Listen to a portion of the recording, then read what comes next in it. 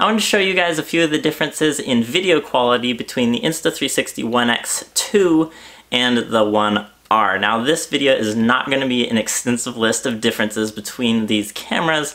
I just wanted to look at three different things. Number one is the stitch line. Now the X is a little bit thinner of a camera, so it might have a better stitch line, and we're going to find out. Number two is just the overall video quality, colors, sharpness, that type of thing. And number three is dynamic range. So let's jump right into this. I'm going to turn both of the cameras on. And now you're seeing the video footage from the ONE R on your left and the ONE X2 on your right. So they're both shooting at 5.3K, 30 frames per second. Each frame is 1/100th of a second and 400 ISO. So there shouldn't be any difference happening just because of auto exposure or something like that. They're both set manually to the exact same settings.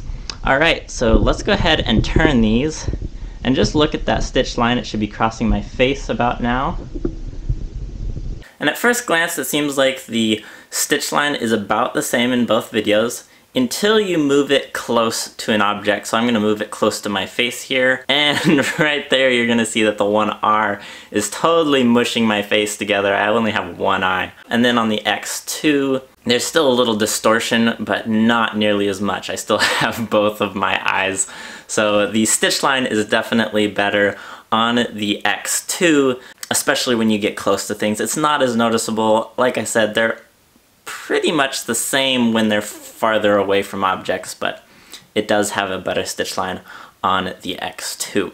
Now looking at colors, it looks to me like the ONE X2 has a bit more contrasted photo that is actually closer to real life. The colors seem to be more accurate as well, and it seems to have a sharper image. So if we go ahead and zoom in on just one of these frames, you can definitely tell that the X has a sharper image. Now let's look at dynamic range. I just have a photo here. The first thing that stands out to me in these images is, again, the color just looks really good on the X2, but that's not what we're looking at. We're looking at dynamic range. So coming and looking at this highlight over here, they're really identical. I feel like the ONE R might almost have a little bit more detail, but it's really close. And here's another photo of a rock.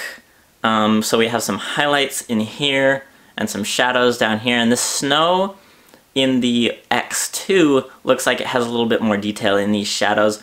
I think it's due to the fact that the X2 just has a little bit sharper of an image, and it's not actually higher dynamic range, even though it almost feels like there is, because there's more detail on this rock in the highlights, more detail in those shadows. But I think those details are just coming from the fact that the X2 is a bit sharper of an image. It's not actually higher dynamic range. They both seem very, very similar when it comes to dynamic range. If you guys are trying to decide which one of these to buy, don't solely base it on this video. I just wanted to show you those couple of things if you're interested in the differences in video quality between these cameras. Now, understand though, before you go and buy one of these, there's other things to consider, such as the fact that the ONE R breaks apart into multiple pieces. It has different lens modules. There's like a 5.3K 1-inch sensor mod that you can put on here that makes it into like a GoPro. So there's definitely advantages to the ONE R, but if you're purely looking at this